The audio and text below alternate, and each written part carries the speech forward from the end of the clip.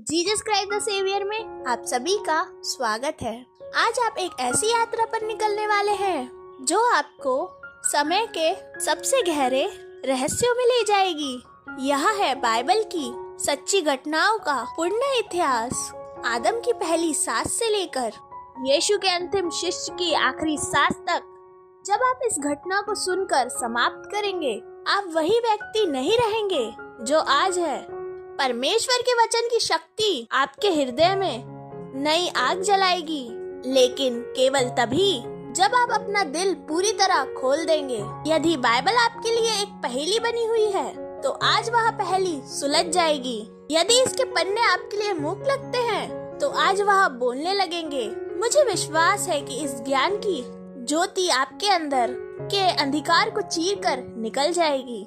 सब कुछ की शुरुआत से पहले हुई। उनका अस्तित्व स्वयं अपूर्ण है। अनंतता केवल उनका विशेष गुण है।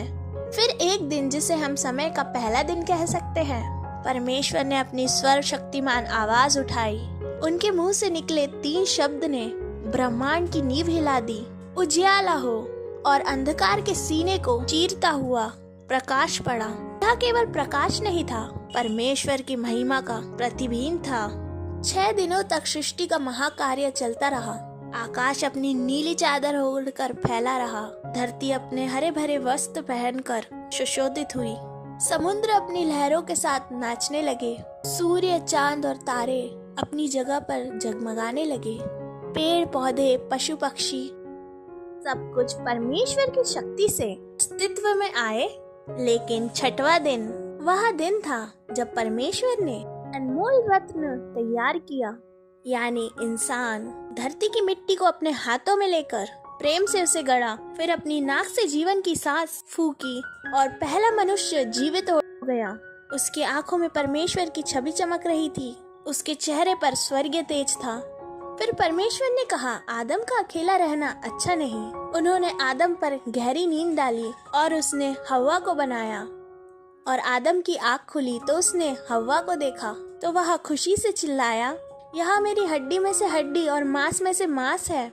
आदम और हव्वा पूरी तरह निर्दोष और पवित्र थे। उनके मन में कोई दुष्ट विचार नहीं था। उनके हृदय में कोई पाप नहीं था। फिर परमेश्वर के साथ प्रतिदिन बातचीत करते थे। उसकी शांति धरती पर उतर आई थी। वे अनंत की वाटिका में आनंद से रहते थे। परमेश्वर की सृष्टि की देखभाल करते थे। लेकिन एक दिन एक काला साया स्वर्गीय वाटिका में प्रवेश करता है। शैतान, वे जो कभी परमेश्वर का सबसे सुंदर स्वर्गदूत था, जो अनंतकार और वैधुर्य के कारण स्वर्ग से निकाला जा चुका था, उसने सांप का रूप धारण किया और उस पवित्र स्थान में घुस आया। उसकी आंखों में बदले की आग थी। उसके मन में एक योजना थी, परमेश्वर की सबसे प्रिय सृष्टि को भ्रष्ट करना। वह हव्वा के पास आया और अपनी चिकनी चुपड़ी बातों से उसे फुसलाने लगा। क्या परमेश्वर ने तुम्हें सच में कहा है कि तुम वाटिका के किसी पेड़ का फल नहीं खा सकती? हव्वा ने उत्तर दिया, हम सभी पेड़ों का फल खा सकते हैं, केवल बीच वाले पेड़ का नहीं। परमेश्वर ने कहा है, जिस दिन हम उसे खाएंगे उसी दिन मर जाएंगे। तब शैतान ने सबसे घातक अपना झूठ बोला, तुम निश्चय नहीं मरोगे। परमेश्वर जानता है कि जिस दिन तुम इसे खाओगे, तुम्हारी आंखें खुल जाएगी और तुम परमेश्वर के समान हो जाओगे। एक फल, एक झूठ, एक चुनाव, और मानवता का महान पतन हो गया। हव्वा ने फल लेकर खाया और अपने पति को भी दिया। जैसे ही उन्होंने खाया, सब कुछ बदल गया। निर्दोषता खो गई। डर, शर्म, अपराध, ये सब पहली बार उनके दिल में घुसे। जब परमेश्वर वाटिका में आए, तब आदम और हव्वा छुप गए। पहली बार वह अपने सृष्टिकर्ता से डर रहे थे। जब परमेश्वर ने पूछा कि क्या हुआ है, तो आदम ने हव्वा को दोष दिया। हव्वा ने इस तरह पाप में अपनी विषैली जड़ें जमा ली। मृत्यु ने पृथ्वी पर अपना प्रसन्न स्थापित किया। स्वर्ग के द्वार बंद हो गए, लेकिन परमेश्वर के प्रेम में एक आशा छुपी थी। उन्होंने स्वर्ग से कहा, स्त्री का वंश तेरे स्वर्ग को कुचल देगा। उन्होंने स्वर्ग से कहा, स्त्री का वंश तेरे स्वर्ग को कुचल देगा। यह था मसीहा की पहली भविष्यवाणी। आदम और हव्वा के 2 पुत्र हुए, कैन और हाविल। कैन किसान था, हाविल चरवाहा। दोनों ने परमेश्वर को भेंट चढ़ाई। हाविल ने अपने मेमनों में से सबसे अच्छा चुना और विश्वास के साथ चढ़ाया। कैन ने अपनी फसल में से लाकर दिया, लेकिन उसका दिल सही नहीं था। परमेश्वर ने हाबिल की भेंट को स्वीकार किया, कैन की नहीं। कैन के मन में जलन की आग भड़की। भाई से भाई की शत्रुता का परिणाम था। एक दिन जब वे खेत में अकेले थे, कैन ने अपने भाई हाबिल पर हमला किया। पहला खून धरती पर गिरा, हत्या हुई। जब परमेश्वर ने कैन से पूछा, तेरा भाई कहाँ है, तो उसने अहंकार से उत्तर दिया, मुझे पता नहीं, क्या मैं अपने भाई का रखवाला हूँ। इस प्रकार कैन इतिहास का पहला हत्यारा बन गया। परमेश्वर ने उसे श्राप दिया और वह भटकने वाला बना, लेकिन आशा की एक किरण बची रही। आदम और हव्वा का एक और पुत्र हुआ, शेख। शेख के वंश में ऐसे व्यक्ति जो परमेश्वर के साथ चलते रहे और परमेश्वर ने एक दिन उसे उठा लिया। समय बीतता गया, मानव जाति बढ़ती गई, लेकिन पाप भी बढ़ता गया। धरती पर हिंसा फैल गई। लोगों के दिल में केवल बुराई के विचार आते रहते थे। परमेश्वर का दिल दुखी हो गया। उन्होंने सोचा कि मैंने मनुष्य को बनाकर गलती की है। परमेश्वर ने निर्णय लिया, मैं मनुष्य को धरती से मिटा दूंगा। लेकिन उस भ्रष्ट युग में एक व्यक्ति था जो अलग था। नूर एक धर्मी और एक खरा व्यक्ति। वह अपनी पीढ़ी में परमेश्वर के साथ चलता था।